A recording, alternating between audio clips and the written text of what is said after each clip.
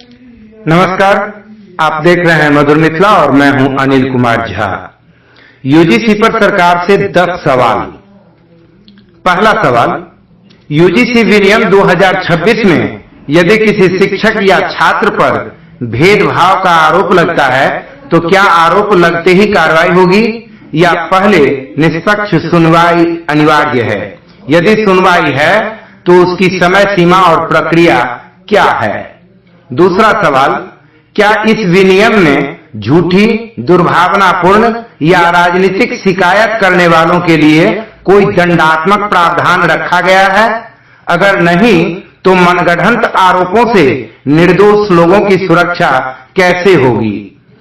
तीसरा सवाल, जातिगत अपमान, भेदभावपूर्ण व्यवहार और मानसिक उत्पीड़न जैसे शब्दों की स्पष्ट लिखित परिभाषा क्यों नहीं दी गई है?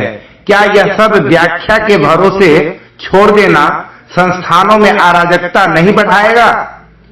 चौथा सवाल, क्या यह माना जाए कि हर शिकायतकर्ता स्वतः पीड़ित और हर आरोपी स्वतः दोषी होगा? यदि नहीं तो निर्दोष माने जाने का अधिकार इस विनियम में कहां सुनिश्चित है?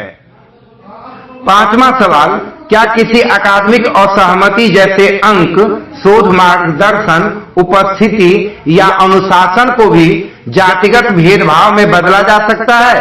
यदि हां तो शिक्षण प्रक्रिया स्वतंत्र कैसे रहेगी?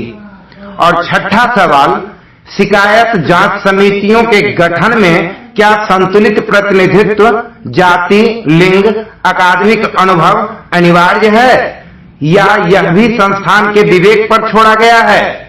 सातवां सवाल यह है कि क्या इस विनियम के लागू होने से पहले सरकार ने ग्राउंड लेवल डेटा एकत्र किया है कि कितने मामलों में वास्तव में जातिगत भेदभाव सिद्ध हुआ है और कितने मामलों में आरोप झूठे पाए गए?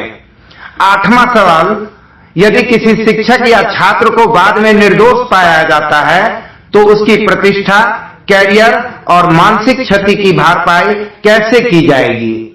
क्या यह विनियम शिकायत केंद्र होने के बजाय संवाद, परामर्श और मध्यस्थता को प्राथमिकता देता है?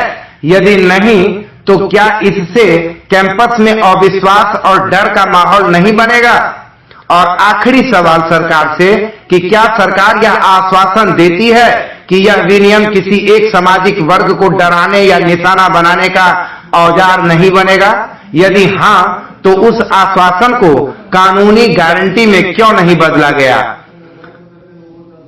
हमें समानता चाहिए लेकिन भय नहीं, हमें सुरक्षा चाहिए लेकिन अन्याय नहीं और हमें कानून चाहिए लेकिन संतुलन के साथ। धन्यवाद।